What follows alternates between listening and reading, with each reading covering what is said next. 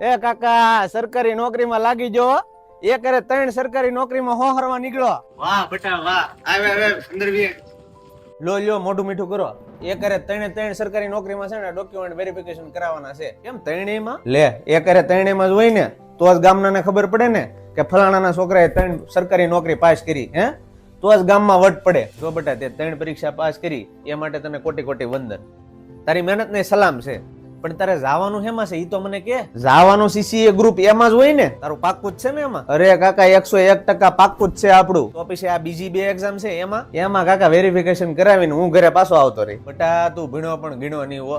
તારે ખાલી ગામમાં દેખાડો કરવા ને ઇન્સ્ટા વોટ્સઅપ માં સ્ટેટસ અને સ્ટોરીઓ મૂકવા હાટું અને ગામમાં વાહ લૂંટવા હાટું તારે 3 ડોક્યુમેન્ટ વેરિફિકેશન કરાવ નાખવું છે. જો કે તારે જવાનું તો સીસીએ માં છે તો ખોટે ખોટું શું કામ બીજી 2 નોકરીમાં તારે વેરિફિકેશન કરાવવું હે.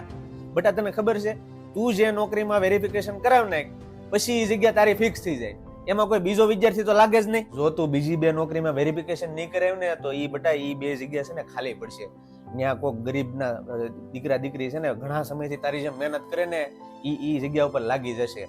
તારું ઓપ્ટ આઉટ નું એક પગલું છે ને આ કોઈક બીજા 2 પરિવારના ઘરે છે ને અંજવાળું કરશે. કોકના મા બાપ તને આશીર્વાદ ને દુઆ આપશે. બેટા આશીર્વાદ છે કાકા તમારી. તો હું આજે છે ને બીજી 2 એક્ઝામ છે ને એમાંથી ઓપ્ટ આઉટ કરાવી નાખું છું. હા એમ શાબાશ. લાવ હવે હું તને મોઢું મીઠું કરાવું લે.